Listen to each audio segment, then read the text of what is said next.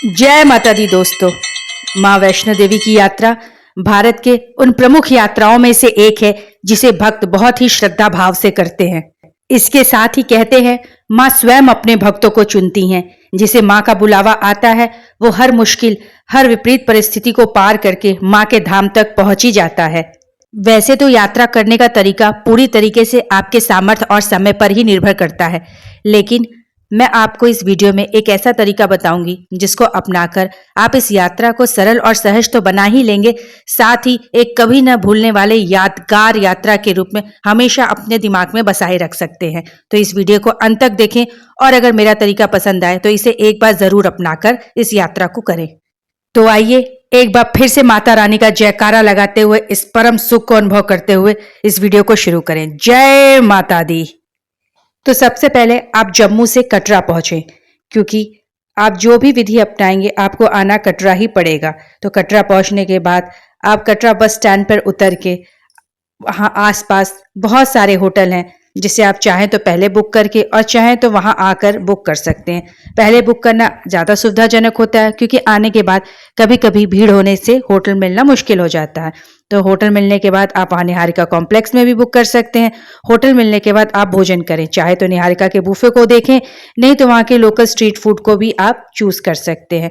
तो पहुँच के सामान होटल में रख के फ्रेश होके आप भोजन करके फिर ऑटो स्टैंड पहुँचें।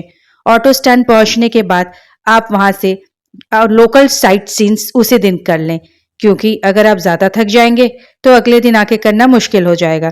तो इसके लिए ऑटो बुक करें और लोकल साइट सीन में आपको धनसर बाबा, नौ देवी मंदिर और अगारजीतो मंदिर के लिए 500 से 600 में ऑटो मिल जाएगा, जिसमें वो 5 से 6 लोगों को अलाउ करते हैं।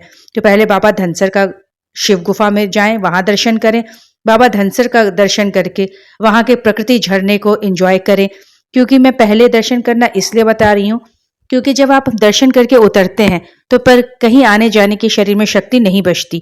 तो इन सब जगहों पे अगर आप पहले जाके दर्शन कर लेंगे तो आपके लिए आसान हो जाएगा। और सेम डे चढ़ाई भी कभी कभी थका देने वाली हो जाती है, क्योंकि एक तो रात भर जागने की थकान और दूसरा उसी दिन आके चलना थोड़ा मुश्किल होता है। इसलिए मैं प्रेफर करती हूँ कि जिस दिन आप पहुंचे उस दिन लोकल साइट सीन्स करें।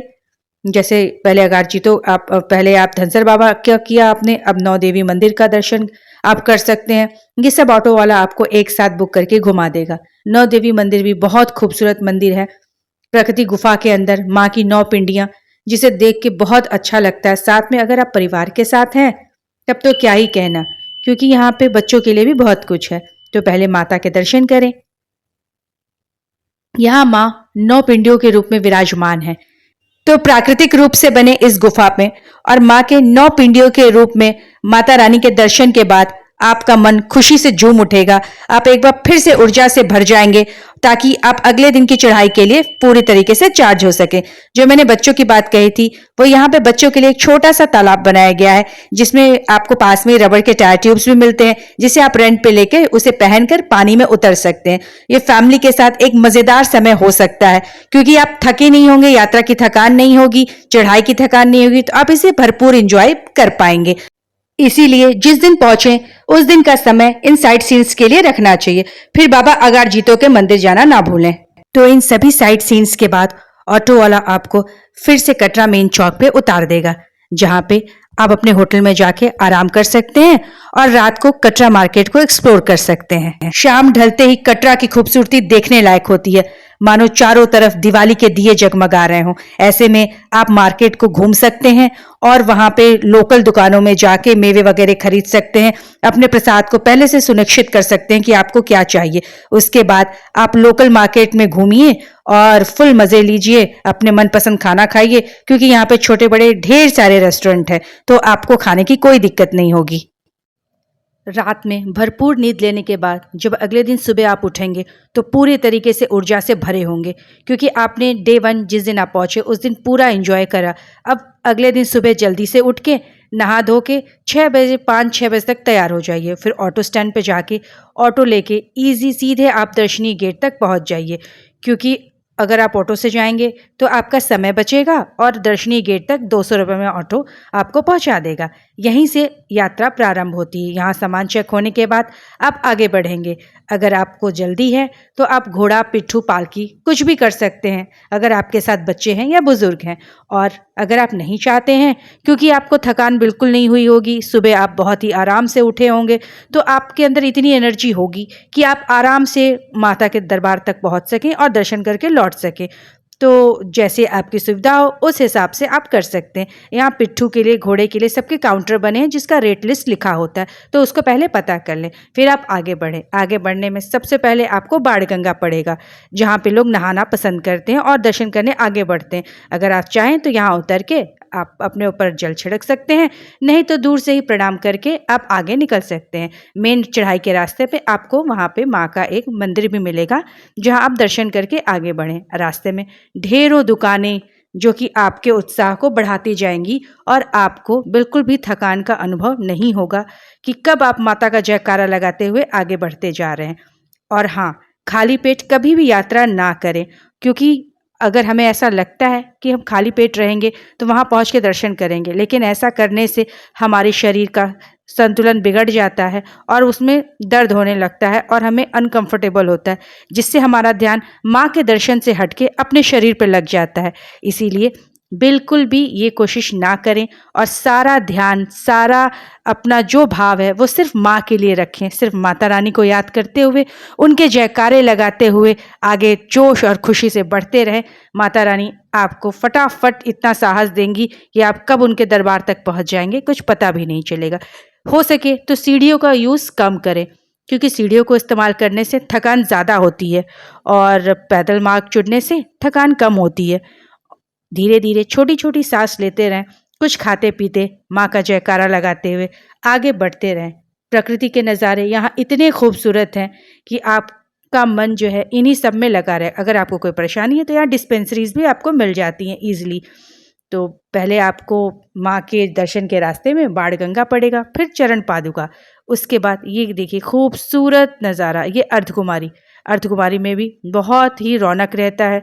यहाँ पे आपको हर तरह के भोजनालय मिल जाएंगे, कुछ रेस्टोरेंट्स भी मिल जाएंगे जहाँ पे आप इजीली खा सकते हैं। यहाँ आउटलेट्स, जो बड़े बड़े ब्रांड के आउटलेट्स हैं, यहाँ ये पर्ची सेंटर है जहाँ से पर्ची लेके आप अर्धकुमारी गुफा में दर्शन कर सकते हैं, लेकिन यहाँ नंबर बहुत होता है। और ये रहा यहाँ ठहरने की व्यवस्था। यहाँ पे डोरमेट्री से लेके रूम तक सब अवेलेबल है। रूम रेट यहाँ 800 रुपये में है और डोरमेट्री 150 से 200 रुपये में। ये रहा माँ का गुफा में जाने का रास्ता, जहाँ पे लोग अपने इंतज़ार में बैठे हैं। यहाँ नंबर्स तो इतने लंबे होते हैं कि आपको कभी कभी 12 से 14 घंटा भी लग सकता है। उसके बाद जैसे आपका सुविधा हो, अगर यहाँ दर्शन कर सकते हैं तो करें, नहीं तो फिर आगे बढ़ जाएं। यहाँ पे रास्ते भर में आपको ढेरों पानी पीने के लिए, खाना और भोजनालय, सब कुछ आपको रास्ते भर मिलता रहेगा। भक्तगण माता का जयकारा लगाते हुए बिल्कुल जोश के साथ आगे बढ़ते हुए आपको नजर आएंगे। बस इसी रास्ते पे आगे बढ़ते रहें। ये देखिए, ये माँ के भक्त यहाँ पे भी आपको मौजूद दिख रहे हैं। इस तरह के भक्त आपको बहुत मिलेंगे, तो इनसे कृपा करके सावधान रहें। बस आगे बढ़ें, इस प्रकृति नज़ारे का आनंद उठाते हुए। जैसे जैसे आप भवन की तरफ बढ़ते जाएंगे, दूरियां कम होती जाएंगी और जोश बढ़ता जाएगा। जितना मार्ग आपका कटेगा, उतना ही आपके अंदर और माँ के पास अतिशीघ्र पहुँचने की जल्दी हो जाएगी। इन जगहों पे थोड़ा सा सतर्क होकर चले और बेवजह कहीं भी ना रुकें, और ख़ास तौर से उन जगहों पर जहाँ पे पत्थर गिरने का डर हो। बस इसी तरह संभलते हुए, माता का जयकारा लगाते हुए अपने परिवार के साथ पूरे जोश से आगे बढ़ें। ये देखिए माँ का दरबार, यहीं से भवन कितना खूबसूरत दिखाई दे रहा है। और यहाँ पहुँचने पे तो सारी थकान छू मंतर हो जाती है। ये भैरव घाटी के लिए जाने के लिए रोपवे है, लेकिन पहले हमें माता रानी के दर्शन के लिए जाना है। तो सबसे पहले आगे बढ़ें और माता रानी के दर्शन के लिए लाइन में लगें। यहाँ प्रसाद वगैरह बहुत आसानी से मिल जाता है, लेकिन लाइन लगानी पड़ती है। भोजनालय की भी कमी नहीं है। तो बस आगे माँ का जयकारा करते हुए यहाँ तक हम आ चुके हैं।